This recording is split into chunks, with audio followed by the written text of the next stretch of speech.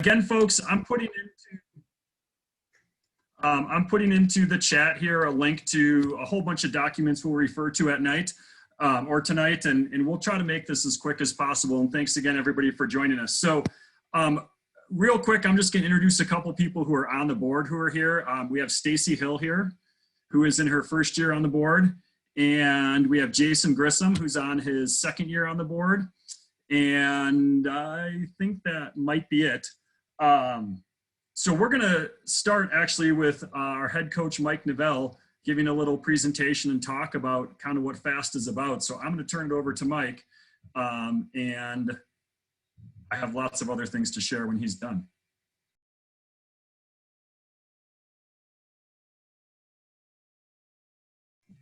Your microphone's off, Mike. Yeah, I know. That's like the official way to start a presentation is to start talking while you're muted. It's basically the only way to do it. Yeah, so as Mark was saying, thanks for joining us. I'm glad you guys could take the time out to learn a little bit about our team and a little bit about our coaching staff and kind of the way we do things. I'm going to run you through a variety of things that I think will be pretty relevant to you. Most of what I'm going to be talking about is kind of like the team, the philosophy, and sort of like what our goals are and what our mission is as an organization. So that's really what I'm going to be working on. How do I do that? First thing we're going to talk about is our coaching staff. We have an excellent coaching staff with many years experience. This is me and my beautiful family and beautiful wife. I grew up playing baseball and swimming in Arizona, and I got my first coaching start at the Glendale Peoria YMCA, coaching the Hammerheads. And then I, made a variety of coaching stops along the way. And I've been very fortunate in my coaching career to be able to work with some amazing athletes. I've had multiple kids in the national team, and I've been able to coach at a couple gold medal swim clubs, and just had really great experience coaching. But through all of that, I've had time to think about what are the things that I value and what are the things that are important to me in the sport. And the thing that really keeps me connected to it and keeps me enjoying my job and really, loving coming to practice every day is really the impact that an amazing youth sport or an amazing program can have on the community. It's really just a great way to have a sense of place and give these kids something that they think of when they think of Northern Colorado and they think of Fort Collins. So yeah, that's kind of me. Doug Stone is our head age group coach. He's been coaching for a really long time. He was the head coach at Greeley Swim Club for a long time, head coach at Eaton Swim Club for over 16 years. And Coach Doug has really worked with every age and ability in our sport. And he's currently our head age group coach. So he kind of guides our 14 and under programming. And I think most of your athletes will end up swimming for or under the tutelage of Coach Doug directly before they come and swim for me. I should mention that I coach Arete, which would be the high school age kids, so the oldest kids in our program. Coach Doug coaches, currently he's coaching Hammerhead and Challenge One. Here's a couple other pictures of some of our coaching staff. Up on the top, that's Chris Webb. He works primarily with our high performance groups, but he does a little bit of coaching all over. And he kind of runs and oversees our strength and conditioning program. That's Coach Mackenzie. That's my wife. She coaches our Nova Fireball crew.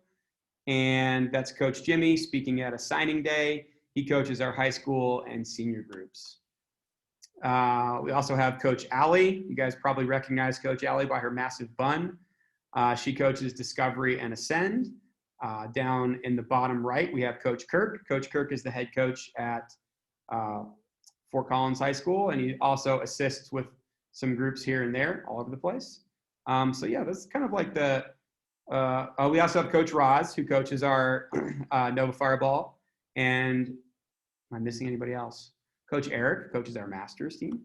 So yeah, your athletes will have an opportunity to swim for all of those people. As a coaching staff, we try to spend time with all the groups as much as we can. Kind of each are assigned to one group that we lead, but everybody on our staff really has the ability to work with everybody on the team. So world-class character through excellence in swimming. This is our mission statement. And it's on the back of our shirts, and we really use this mission statement as like a decision-making guidelines for how we kind of go about our business. And we think about this, from everything in terms of how we're writing practices, in terms of where we're spending our pool time, and where we're dedicating our educational time and things like that. So I wanted to kind of go through it with you guys so you kind of could see that we do value it, and it's like something that we're actually talking about all the time. World class. So our goal is to be amongst the best in the world at what we do. This is a competitive swim team, and we're not shy about saying that. We are striving for world-class youth sports. I think that definition means that there's space for learning and improving along the way, and also like relishing in continual improvements at the organizational level and operations and administration and finance. We want to support our athletes with big goals and create opportunities for every swimmer on our team. So trying to think about how we can really impact every athlete that comes through our doors. That's a picture of Zoe Bartel and Missy Franklin. I think that was at the Mare Nostrum meet in Spain. Character, so world-class character. We have partnerships with Positive Coaching Alliance. We partner with a local organization called CHAMP, which is character in athletics, make it a priority. We use character recognition and awards, and we do shout outs at the end of every practice, just to really try to teach the kids that this is something that we do care about. It's something that will help you throughout your life, and it's something that you can kind of learn through the sport. We teach athletes to be true to themselves and be honest with their goal setting. We try to foster authentic relationships and encourage connections and belonging. That kind of comes back to the sense of place that I talked about, and make our community a better place, encourage positive use of social media, and then create a desire in athletes to lead a healthy lifestyle. Here's a handful of pictures. We can go through those. Excellence in swimming. And we sort of believe that excellence in swimming has many different interpretations and many different definitions. But we really want to help each individual, one, set their goals for swimming, but then achieve their own goals. And we try to teach them how to set goals that they can achieve through hard work, struggle, and change. We want to create a lifelong love for the sport. So we're always sort of thinking about what the next level of swimming is. If you're in Nova Fireball, it's pretty simple. We're trying to prepare you for Hammerhead and Tiger Shark. But once you're in our high school groups, there's a little bit more of like, how is swimming going to impact your college choice? What's it going to be like for your career? What sort of skills in swimming can you develop that are going to help benefit you later on in life? So constantly thinking about how swimming can be connected to preparing yourself for the next level. This is our new vision statement. So I'm going to read straight off of it. FAST is an athlete-centered, coach-driven, parent-supported team that develops character, swimming excellence, and leadership. We already talked about world-class character and swimming excellence, but I think for leadership, we want to provide a safe and positive environment for all kids in Northern Colorado. Our goal is to be the youth sport of choice in Northern Colorado. We want to be the best youth organization in the area.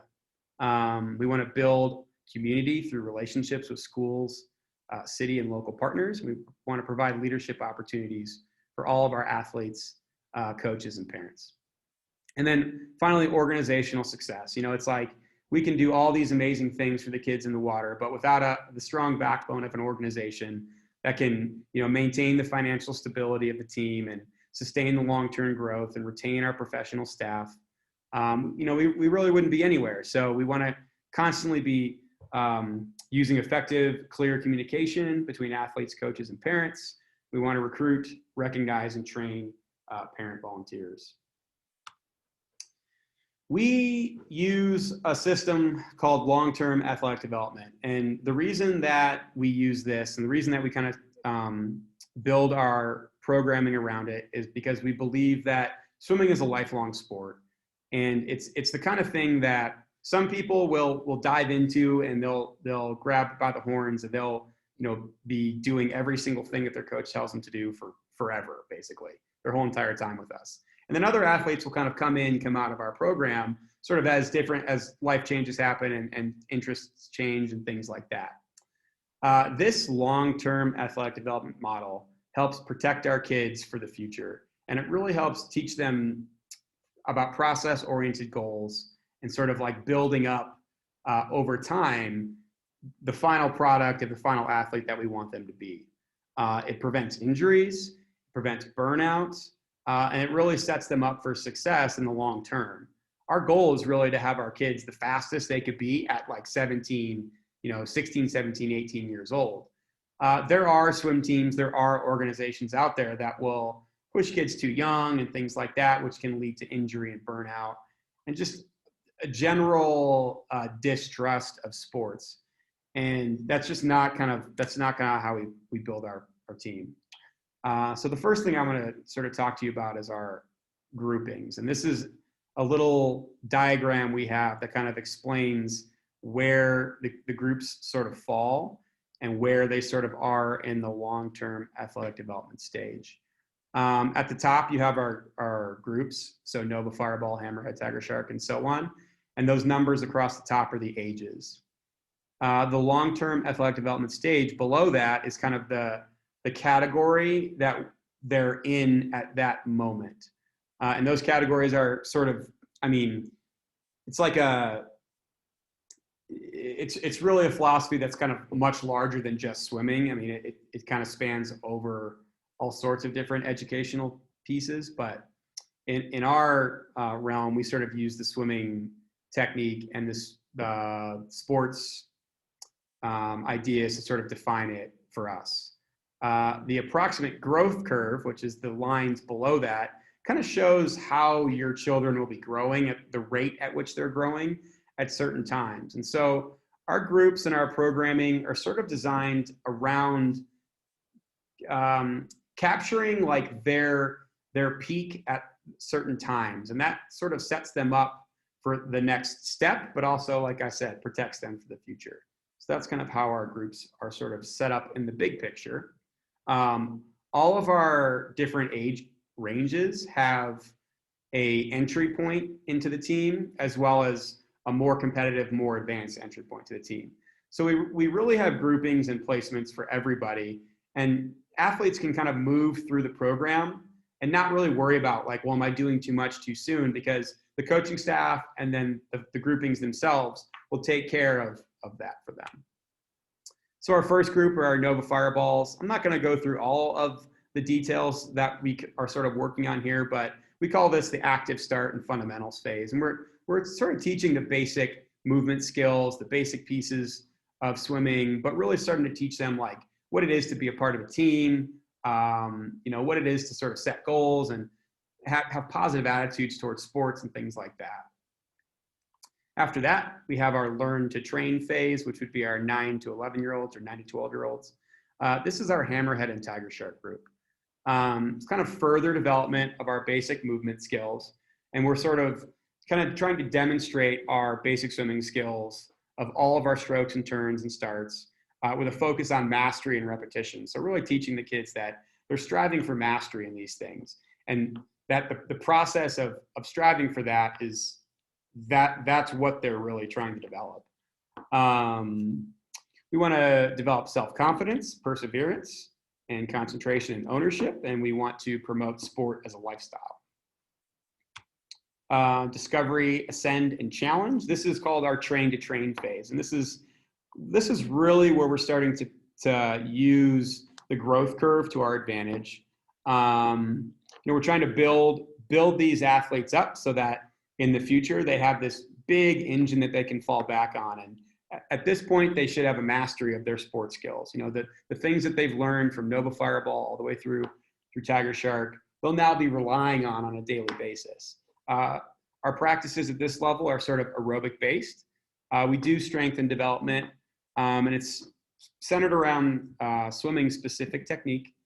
I think still at this point, they're still participating in other sports. It's like being a multi-sport athlete myself, the value of doing other things is just immense, and teaching athletes to kind of have different perspectives on things is really valuable. So we encourage other sports. At this point, this is when they kind of get a full competition calendar with practice cycles and swim meet cycles and things like that. And we're starting to develop individualized meet routines and racing strategies for those more advanced athletes. And then this is like really when they're mastering their mental skills. And then the final stage for us is to train to compete. This is where individualization starts to take center. We have mastery of advanced technical swimming skills and adaptations for personal style. We are learning to adapt to different competitive situations and opponents. We're refining our goal setting process. We're using imagery, relaxation techniques, and recovery techniques. Really, ownership is at the peak of it at this point. This is the time when they start driving themselves to practice. So knowing the practice schedule, knowing how much homework they have that week so they can prepare and plan and not procrastinate. And then we want to promote an ongoing personal development that integrates sport like we were talking about before. Here's some of our athletes. We do utilize a strength and conditioning program. We use Gain Swim, which is basically the gold standard for swim teams. I don't know, there's like, I want to say there was something like six Olympic athletes on the Olympic team this year that are using our dryland program. That is a dryland program that Coach Chris prepares. It's based off of functional training. So everything that we're doing is correlated towards what we're trying to teach them in the pool. We really value the first 15 minutes of practice where they do what's called warm up to swim. This kind of helps us bulletproof the body, teaches them mobility, it gives them mobility and joint integrity and flexibility. But it also really gives them a time for a mental check, an emotional check to see that they're really ready for practice. This is a great time for the coaches to kind of like go around and check on the kids, because you just never know what a kid's going to bring to you that day. You may have had a really terrible day at school, or she may have failed a test, or he may have done something like that. So it's like, this is the time to sort of go through and see where everybody's at and really take stock on the kids and just talk to them as people, and then get ready for that practice that's coming. Next. Oh, we have some fun video. Dodge, made it. Next. We have some more examples of some of our dryland video here. On the left, we've got some kids doing some fun roly-poly stuff out in a beautiful grass field. They're just like teaching them different movement skills. So they're like learning how to somersault, and then they're doing some crab walks and things like that. Next, we have some more advanced techniques. We have some kids doing a dumbbell complex. Oh, this is a GH circuit actually. So this would be a very advanced technique. This would be something that our oldest kids would be doing. And then finally, it's just kind of like some of that mobility and joint integrity stuff that we're talking about. Zoe's a world-class breaststroker, so that's not exactly something that everybody can do, but that's the sort of like functional training that we're building the kids up for. Communication is a very important part for your athlete's success. We rely on what's called the athlete, parent, coach triangle. And basically, the coach and the parent are communicating with the athlete. The athlete is communicating with both. And we're all sort of trying to put the athlete at the center of the process. And really, our communication is open and transparent, so we can be clear about what we're trying to do. You guys trust us. You know that we have your swimmer's best interest at heart. And we're trying to do everything we can to prop up the athlete. The thing that's really important about this is that the communication goes both ways. The parent is talking to the athlete as well as the coach, and the coach is talking to the athlete as well as the parent. And that really makes sure that everything is sort of out in the open and clear. And so everybody knows what expectations are, what different practice requirements are and things like that. These are our primary modes of communication. And it's important to know this because everybody communicates in slightly different ways. And this is the way that our team has found to communicate. And this is the way it kind of works the best for us. We kind of have like a different system for each type of thing. So it can kind of help clear up where certain information is, as well as where to expect certain things. The first and the main source of communication from your coaching staff will be through email. The weekly email that goes out once a week, and then any other sort of updates or policy emails like that. Email is really our official channel of communication. So practice schedule changes, anything with meet entries or billing, email is the best way. Email is also the best way to communicate with your coach. It gives your coach the opportunity to respond to your question or to your point at a time when they're actively doing that. They're focused on the team at that moment, and they're sort of thinking about your athlete while they're doing the email. With some of the other forms of communication, they're spur of the moment, and you may not catch your coach at the best time. So I would recommend anything that's like important and official to go through email. We do use text. Our website has a group text function that we use. We basically use text for like an emergency type situation, like the pool's closed because the roads are too bad, or travel communication with the coaching staff, or things like that. It's really great for like short, fast things that don't take a lot of in-depth work on. So text is good for that. Website is where we post all of our practice schedules, board reports, sort of non-time sensitive news that is just good to kind of go through and browse. We try to keep our website updated. We put meet recaps and things like that up there. So there's always something new to go look at the website. But really, it's about kind of knowing where the policies are, knowing like if I need to sign up for a swim meet, where do I go? That type of thing. Our social media is essentially for marketing and recognition. We recognize our seniors on social media. We recognize our athletes' achievements at swim meets on social media, but also just, trying to get our team name out there. Occasionally we'll do things that are like tag our team and some fun things like that. Mostly that's just so we can kind of spread the word about our organization. The fifth option is called the group me, and it's a group text that our senior group, high school group, Erte, and then the fast parents all have group me's. We use those for kind of like a back and forth, or maybe like putting a question out there that someone else have, or maybe like, I lost my fins at the pool. Has anybody seen them? That type of thing. So that's kind of like an informal forum for communication with your fellow teammates and parents. Safe Sport.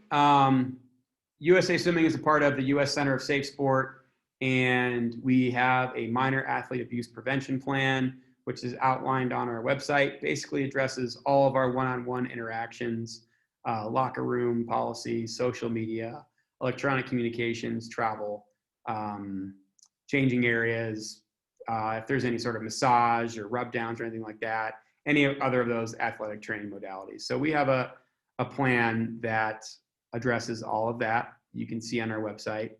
We also have a system called Safe to Tell, which is essentially for bullying or something like you see something that happens in a locker room or something like that, and you're not really sure, you don't really want to like, you want to anonymously pass that information along. That's what Safe to Tell is for.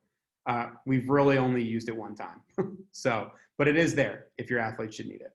If you do have a safe sport issue, or you feel like something is a question, we have a safe sport person on FAST. I'm sorry, it's not Trish Englehart anymore. I can't remember who it is. Sorry. Who is it, Mark? Do you remember? We have a new board person. It's Melissa I always pronounce her last name wrong.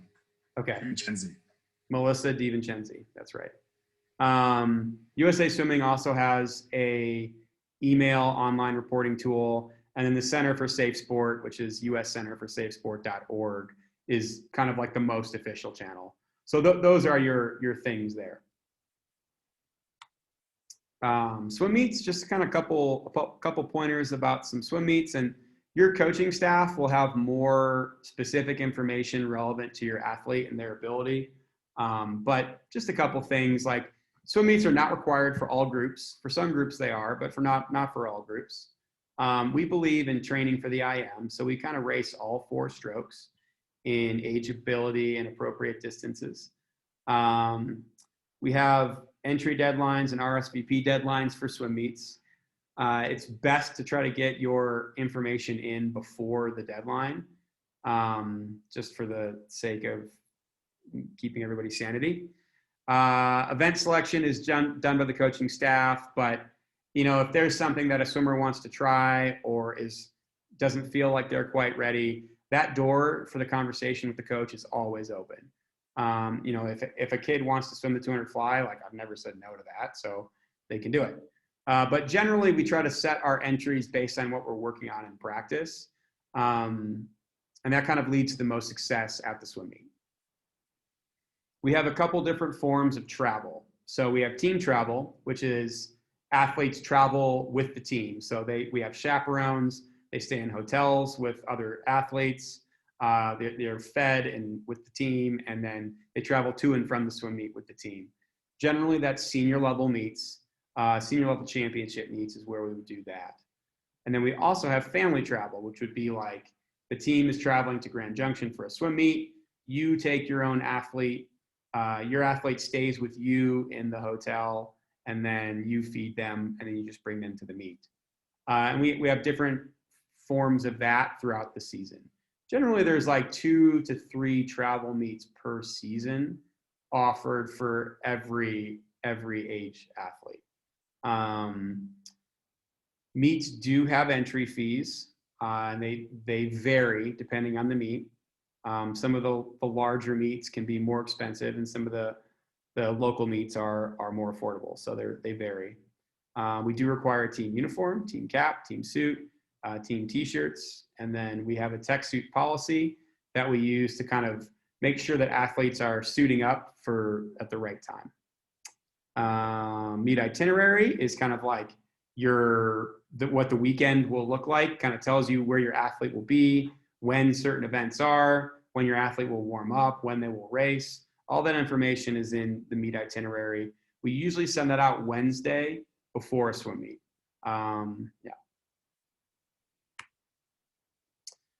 Here's just some items to bring to a swim meet. And again, I think the coaching staff will go over this before some of our big meets and before our inter-squad meet. But, bring your team t-shirts. We wear white shirts on Friday, black shirt on Saturday, blue shirt on Sunday, water and a healthy snack, warm clothes, shoes, multiple towels. We like to have the kids if they're new to the swim meet experience, we have them write their events on their hands so they can always remember their event number, their heat, their lane. Helps them, we'd like them to arrive on time for warm up. We typically do a team meeting before the meet starts, and then, what to watch out for. So while you're at the meet, you can kind of like watch your athlete race. We're always talking about process-oriented goals. So it helps to communicate with your swimmer, like, what are you working on in practice? And then your swimmer will be like, well, I'm working on dolphin kicks. And then when they go and do their race, you can watch and see like, oh, your dolphin kicks were awesome. We sort of think that times are a byproduct of the process and doing things right. I think a great thing for parents to say to their athletes after they swim is, I love watching you race. Listen to your swimmer, see what they have to say. And then, know that there will be pitfalls, there will be missed events, there will be DQs and things like that. And overcoming those challenges are all part of the process. Volunteerism. At FAST, we host a handful of meets that make a really large impact on our community and Colorado swimming as a whole, and our USA swimming as a whole.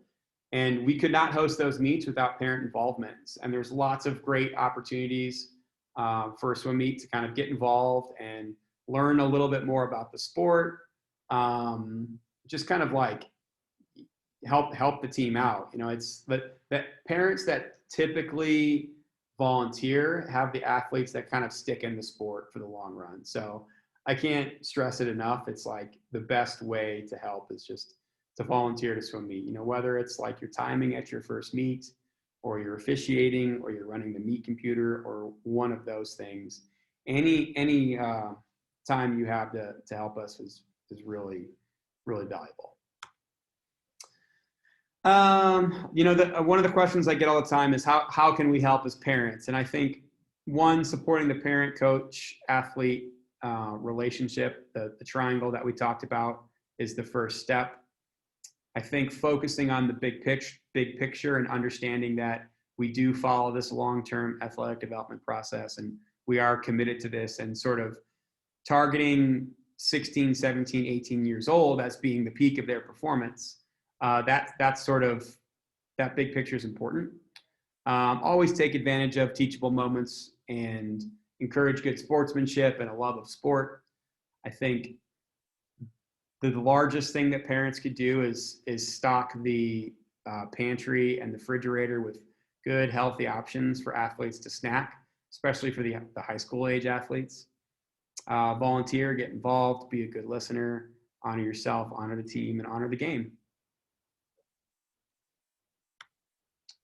FTT is for the team. That's kind of like a mantra that we use. And yeah, it's a cheer that we do. We put it on shirts and things like that. So you'll see it. That's what FTT stands for the team. Why am I swimming this 500 freestyle? For the team. You know, why am I racing this leg of the relay? For the team. I think connecting their individual performance and their individual goals to something larger than themselves yields amazing results. And so that's a big cornerstone of how we teach and communicate with the kids. So that's all I have. You guys have any questions for me, or do you want to wait for questions, Mark? What do you want to do here? Oh, there is questions. Let's just hold off for questions. Coach Mike had a lot of information there. I'm just going to hit a few, hopefully brief things, and we've got a couple other guests to speak with you here. So again, folks, I put a link to a document that's got all kinds of things for tonight. I'm not going to go through all those things. I just want you to have the information that you need. I'm going to do just a couple really general things here for people who might be totally new to the sport of swimming and just kind of how the team is structured. And if I insult anybody because you already know all this, I'll try to be brief. So the first thing for folks is we really have two seasons. We have a short course season and a long course season. So our short course season goes from the beginning of September until sort of roughly the middle of March or spring break. And then we switch to a long course season. So for folks who are new, the difference is how long the pool is. So 25 yards is short course and 50 meters is long course. And we generally take the month of August off. So our season really is like September through the end of July. People can come and go during that time, sort of depending on what groups they're in. For all the beginner groups, you're kind of on a monthly cycle. In terms of our due structure, just because that's a question I've got a few times, everyone pays a monthly due for their membership on the team. There's a team fee twice a year, once in September and once in January. And when you initially sign up at the beginning of the year, you also pay a USA swimming membership fee. That's part of what our membership as a club is, and pays for our insurance and things like that. And then, like Coach Mike said, there are meet fees. That just is on a per meet basis. So in terms of meets, Coach Mike talked about this. There are some groups meets are required for. A lot of the beginning groups they're not required for. However, we would encourage people to be at those meets. How that works is you actually have to opt into a meet. So you'll see in your coach's weekly email that it says the deadline for this meet is whatever. You log into the FAST website. You should have a login once you've signed your kid up for the team. And then you actually have to go in there, and there's a video of this on the website. So I'm not going to go through all those details, but you can go and watch the video, and it shows you exactly how to sign your child up for a meet. Coaches pick the events. There is also an app called On Deck, which I would encourage people to use. That's linked to your FAST account. So you log into it, and you can do all the same stuff on the website that you can do through that app. So you can sign your kids up for meets. You can also sign up for your volunteer positions. Hey, Mike or Laura, can you guys answer questions kind of as if you're monitoring the chat there as I'm going here? And I'm going to try to be pretty quick. I just want a quick touch on communication. Generally, when we run into problems, it's because people have not read their email. So you guys are all here, which means you read your email, which is awesome. In that document I shared, there's a link to join the parents group me. That's really kind of like Coach Mike said, like, hey, where do we park at the DU pool, or things like that are kind of on the fly. Or like I found somebody who didn't want their kids park anymore on the group me, and so I got a free parker for my son. I guess the main thing I want to encourage is just to try to be on top of information that's shared with you. And if you have things you have questions or concerns or comments about or whatever, the first place to always start is your athlete's coach, and then go from there. In terms of the fast board, I meant to start with this and forgot. Our role is really the dry side of swimming. So in swimming, we sort of talk about wet side, which is stuff that happens in the pool, and dry side, which are things that happen outside of the pool. So the board hires the head coach. We deal with budget, we deal with team policies and sort of big picture things like that. Any decisions about swimming or training or meets or anything like that are entirely the realm of the coaching staff. So I do want to talk quickly about team support and our terms and conditions. So there's a link on the documents I shared, and when you registered your athletes, you saw the terms and conditions, and there are some important things on there. It talks about dues and about the process if you want to leave the team. It talks about the code of conduct. Hopefully that won't be something that comes up for athletes or parents. I'm not going to go through all that stuff right now, but I am going to talk about team support really quickly. So for FAST to be a successful team in a couple areas, one, for our kids to have a chance to compete and compete locally without traveling, and as a revenue generator for our team, meets are really critical. And so we do have a team support requirement, and it varies a little bit depending on how many kids you have on the team and which groups they're in. And Laura Grissom is our team support accountant and is going to talk about that in just a minute. But the one thing I want to encourage people, and kind of like Mike said, is volunteering for the team helps you get involved, helps your kids get involved, helps them be more successful. It also helps our team be successful. So we want to encourage people to take advantage of filling their team support requirements as early as possible. There is a fee for unfilled team support requirements that gets charged at the end of July for any family members who have not met their team support requirement. There is an option to buy out of your team support requirement. It's $800 for the season, so it's kind of expensive, but some people choose, they'd say, I don't have time to volunteer, I don't want to, or whatever, and choose to buy that out. So I want people to know that that's available. Laura, do you mind if I let John Walgast, our official, go before you, just since he's here? So one way you can earn team support is by becoming an official. So I want to introduce John Walgast. He's our lead official for FAST. His youngest child actually graduated from high school last year, but John loves officiating and has agreed to stay on as our head official. So John, I'm going to give the mic to you just for anything you want to share about officiating. Thanks, Mark. Hi, my name is John Walgast. I'm the lead official at FAST. I have to be honest, I'm a huge fan of this club. I have had 2 kids go through it. Both my kids were able to swim in college. It really got us places. I'm just so proud of having the opportunity to be part of this whole thing. I've been an official at FAST for about 9 years now. As Mark said, my kids have both graduated from high school and no longer with the club. They'll come back in summer times, that sort of thing. But I just love the club so much, I just want to stick around and do my best to help. One of the things I want to tell everybody is you guys are really fortunate at FAST to have the opportunities that this club will provide to you. One of those things is the ability for your kids to race and swim in swim meets. The problem with that is that these swim meets take an enormous amount of volunteer people to help put these things on. And one of the reasons I'm here tonight is to encourage you to think about becoming an official for this particular club and for USA Swimming in general. It's not one of the easiest volunteer positions to attain. It does take some training. It does take some effort to become a USA Swimming official. But the USA Swimming officials that we work with in our club and throughout the state of Colorado, and to be honest with you, throughout the United States, we're all one big kind of family. So we're a sub-family, a subgroup, if you will, of FAST. It's just an awesome way to volunteer. It's a good way to give back to the sport. You don't have to have a knowledge of the sport of swimming. We will give that to you.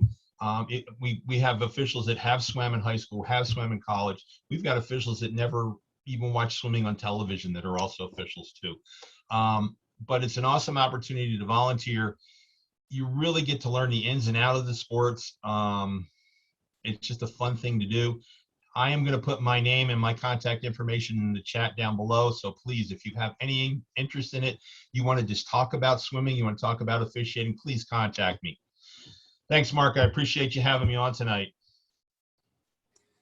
All right, thank you, John. Again, folks, officiating is a critical thing for us to be able to host meets. It's also a great way to fill your team support, and as you get better views and get to be on the deck, and there's a lot of good things about it. So I'm going to pass the mic over here to Laura if you're ready to talk about team support.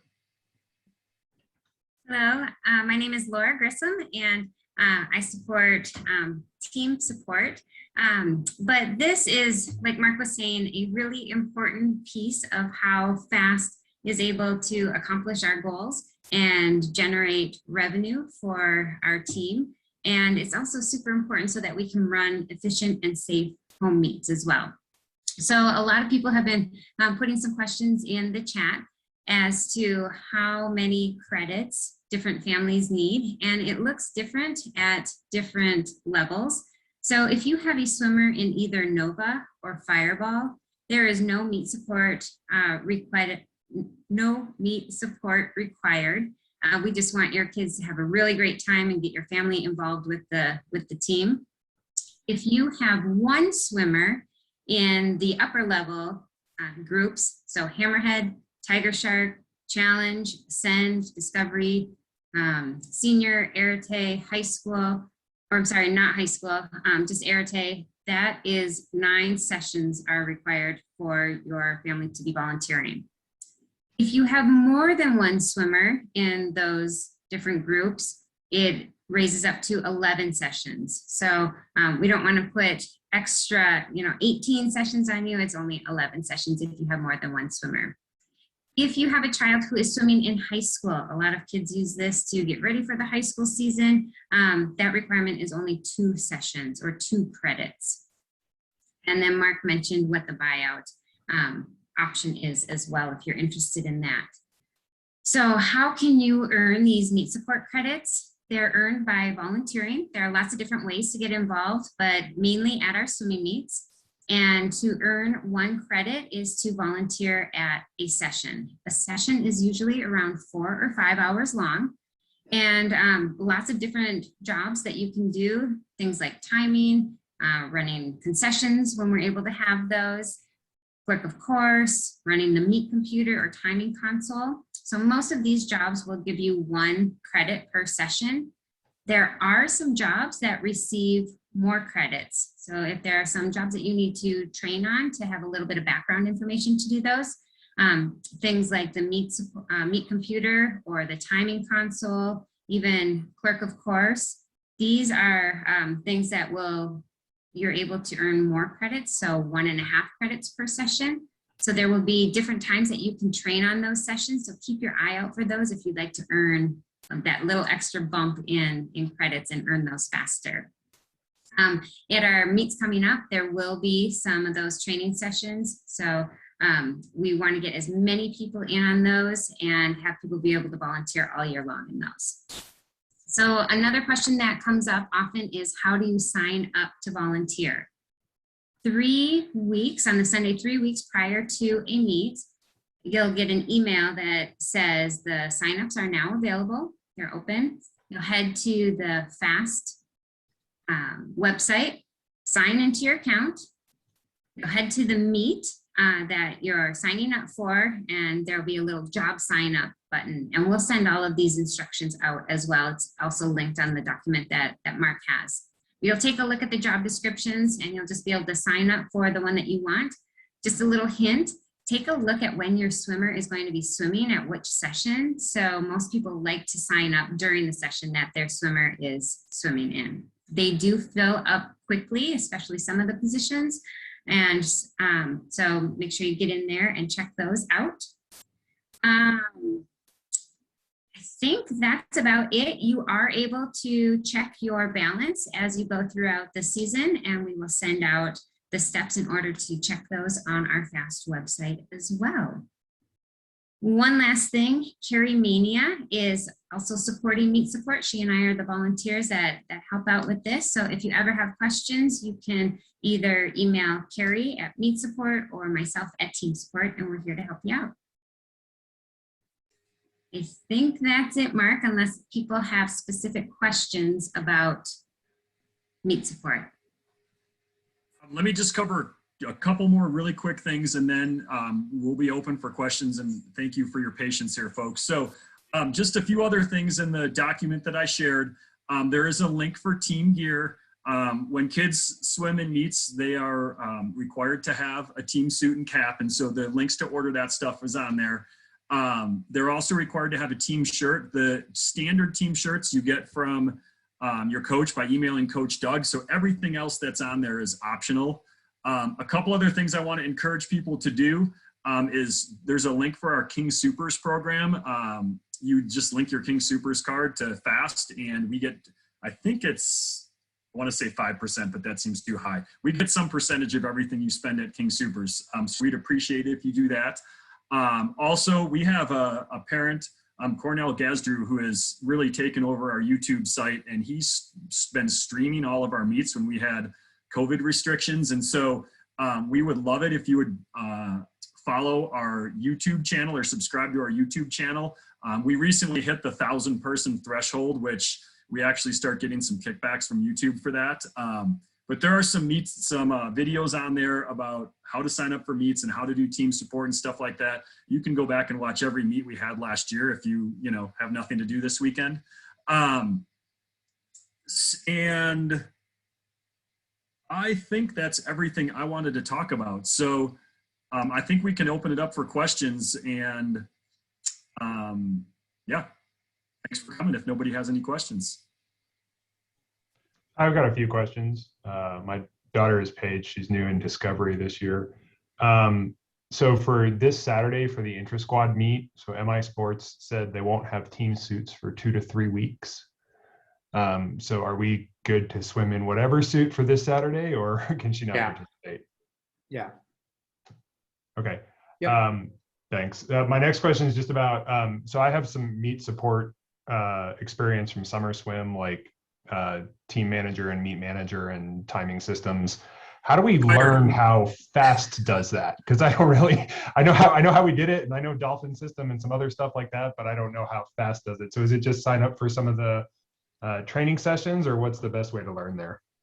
The best way to learn is by signing up for a training session. USA Swimming also has what's called an admin official, which is like a certification that you take. But your first step is signing up in the trainee spot and then doing it. And it's, I mean, with the meet computer and the meet console, those are things that it's really best to just kind of learn by doing. Yep. So we are always in need of people with what we kind of refer to as the technical team support positions, which would be the meet computer, the timing system, officiating. Clerk, of course, is not really a technical or skilled job, but people are sometimes hesitant about it, but it's something you can learn pretty quick. So we always have a couple training spots for those jobs, and I would encourage people to don't be afraid to sign up for those, because you get a great view of the meet, you get more involved, and it's something we need. Yeah, that's why I do it in summer swim. So yeah. Okay, thanks. My last question, could you just describe how like a normal meet calendar works over the course of a weekend? I see some of these future meets are like 3 days. Mike, like you mentioned, some of our younger kids have other commitments like, dance or some other sport. And so we sort of have to interleave all that together. And I can't quite tell, like, is it by age group? How do sessions work? So I was just wondering if you could give an overview of that. Yeah. I mean, it's tough because right now the only meet we really have all of our information up on for is the inter-squad meet, and that's just a 1-session meet. So your inter-squad meet experience will be very similar to what you would have seen at a summer club meet. Just 1 session. It's going to be only FAST, and then we actually use the older kids to like cheer and be part of that. So that meet in particular will be very similar to like what a summer league meet would be. The next meet, so we have a relay meet, would be the next meet, and that's down at the University of Denver. That's going to also be kind of like a more of a summer league type meet. It's just relays. They do have a couple of individual events, but those are both like 1 session. So you show up and warm up and then race your races and go home, just like you would at a normal like a summer meet. But then Scary Fast, which will be like our first big invitational meet, it would be similar to like maybe the Horsetooth League City meet or the state, like the Colorado Summer State meet, something like that. So basically what would happen is there's going to be sessions over the course of the weekend. Sometimes there's like a Friday session. Sometimes there's 2 Saturday sessions. Sometimes there's 1 Saturday session. Each swim meet will have a meet letter that kind of goes out and has kind of all the information, all the different events that you can swim at all the different times. And when you RSVP, you're able to RSVP for just Friday or just Saturday, and then your coach will just do the entries for the sessions that you RSVP for. So if you can only swim Saturday, then you only RSVP Saturday. Some of our larger travel meets they're done through USA Swimming, which is a slightly different process, but it probably isn't applicable yet. And by the time that your swimmer is there, they'll have that all sorted out and figured out. So you'll be able to look at the meet letter and tell. I'm trying to find a meet letter right now so I can kind of show you what one looks like, or an itinerary actually. We will also send out an itinerary that kind of spells out exactly when to be there, what to bring, if there's any sort of like parking pass required or anything like that for each meet. So. Okay, great, thanks. I have a couple of questions. When it comes to the volunteer and where that line is drawn, is like is it volunteering for home? We'll call them home meets and away meets. Is it kind of all encompassing, or is it just home meets? Volunteering for meets that are at Epic. That's a good question. So when we host meets at Epic, that's what team support and meet support are for our meets. I mean, the reality is when we host a meet, the team makes money off of it. So it's a fundraiser. So it offsets our pool fees, it offsets coaching salaries and just the general cost of running the team. So that's what the team support and meet support are attached to. There will also be times where we may be asked to provide timers or officials or something like that for an away meet. When we host meets at Fast, we don't ask other teams to provide anything, but some teams do ask other teams to provide things. Specifically for like championship meets, like a state meet or something like that, where there was teams from all over the country coming, or all over the state coming. In that situation, they would probably ask for timers. In those situations, we just ask the parents who are at the meet to volunteer. So it's like, if we have a handful of kids at the Colorado State meet and we're asked to provide 1 timer slot, we sort of divvy it out amongst the parents that are at the meet. Okay. Can I add one thing to that quick? We officials actually do get team support credit for officiating at other teams' meets. So if you're interested in becoming an official, Zach, that's how you can make that happen.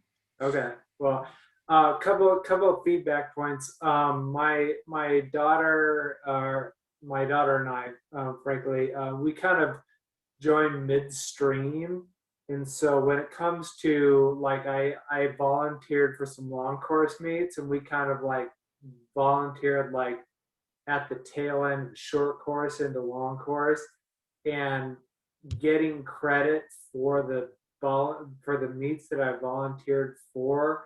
I wasn't exactly sure how they were showing up on my, my Team Unified, portal or whatnot. And so I was just like crossing my fingers that I wouldn't be dinged $1,000 or whatever it is for it. So how does that actually show up when they say, yep, you volunteered, you signed your name on the little thing, and it shows up that you got credit for it?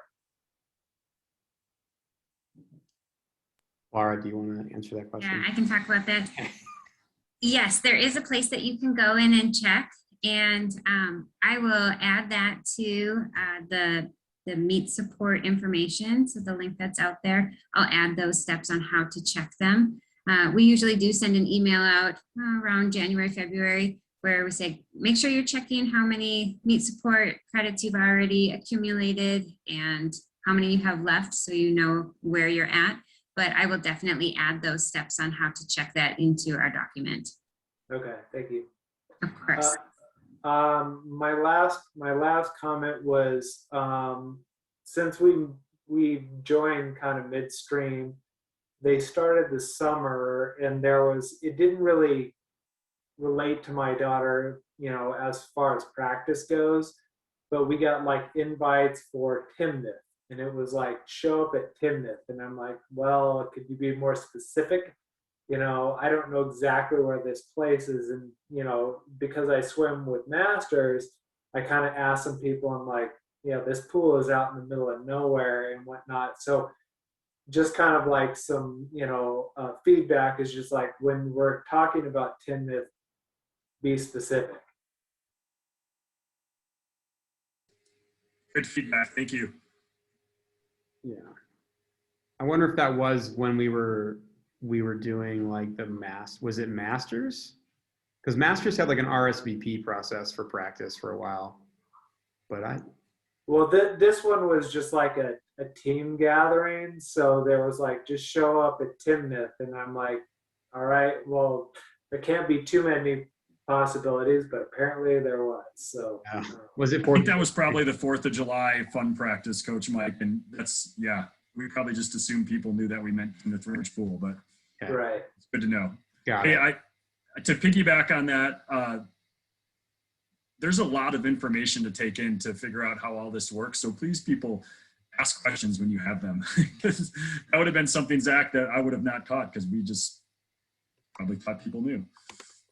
Yeah, and I think Mark and I, we talked about the whole renewal thing, like when we're going from long course to short course, but it's a little bit, it's not as intuitive as you would think.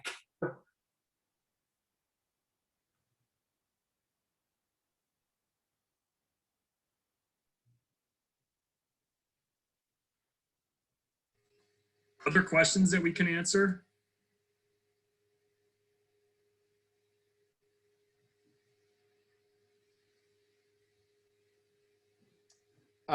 There's a question in the chat here. You mentioned that job signups fill up very quickly. What if we aren't able to sign up, but we are making the attempt? Certain positions fill up very fast, and we almost always, over the course of a season, will end up in a deficit. Like, we'll almost always end up needing more volunteers than we have people volunteering. So you will have the opportunity. Most of the time we're like trying to seek out people to volunteer for jobs. There are certain jobs that you never have to, like, if you know how to work the computer or work the meet console, or you know how to officiate, you will always have a slot. So you can basically pick and choose when you do your position. Really, it's just timers. Timers can fill up fast for certain events, but over the course of a season, we'll end up needing people eventually. So, but I would say that, we work with everybody on the meet support and team support thing. So if you just communicate with Laura or with Carrie, I'm sure they'll work with you. So. Coach Mike, there was a question about recommended number of practices per week for a 10-year-old in Hammerhead. I think for recommended number of practices per week for a Hammerhead swimmer, I would say 2 to 3 practices a week. I think we offer 6, and 2 to 3 is probably optimum at that age.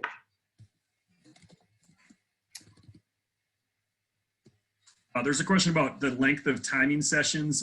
It's usually more like 3 to 4 hours, Laura. Does that sound right for timing for a meet?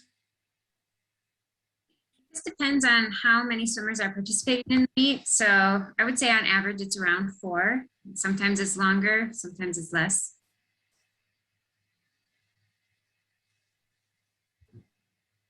In this last year, when we had a lot of COVID restrictions about how we could run meets, we had a lot of shorter sessions. So it'd be like just the 8 and under swam at one session, and then just the 9-10 swam at one session. That's hopefully we will not be in that situation again this year. All right, if nobody has any other questions, thank you everybody for coming. I'll hang out here for a little bit if anybody has anything else they want to just ask individually. Otherwise, thank you for being a part of FAST. We appreciate you guys taking a chance and having your kids join the team, and we hope you have a good experience. And please feel free to reach out with any questions you may have. Thank you.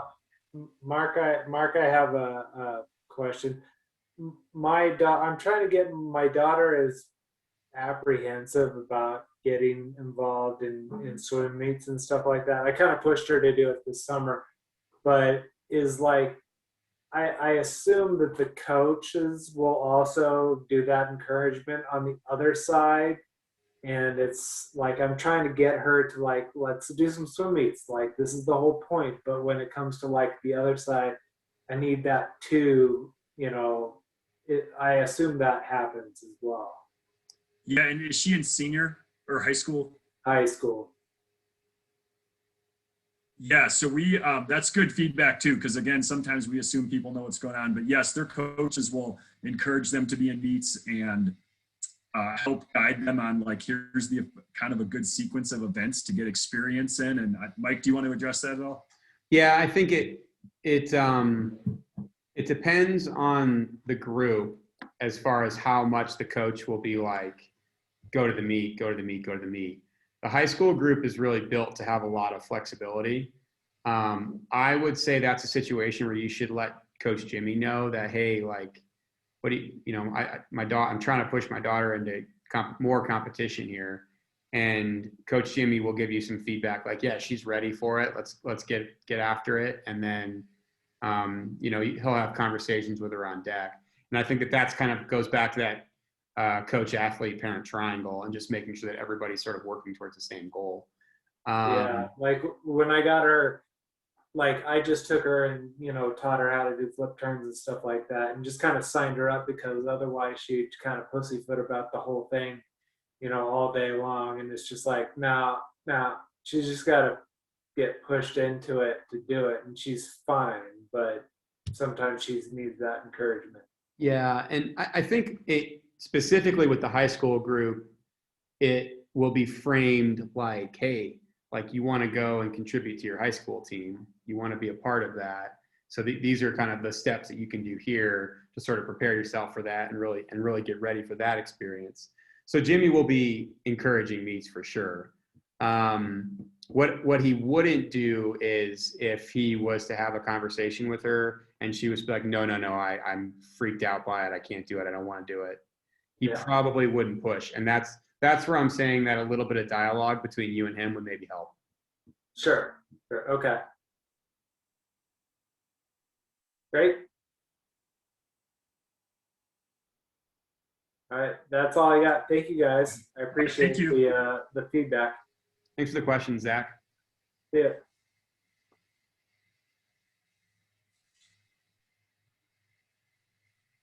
All right, if nobody else has any questions, thanks everybody. Thank you, guys.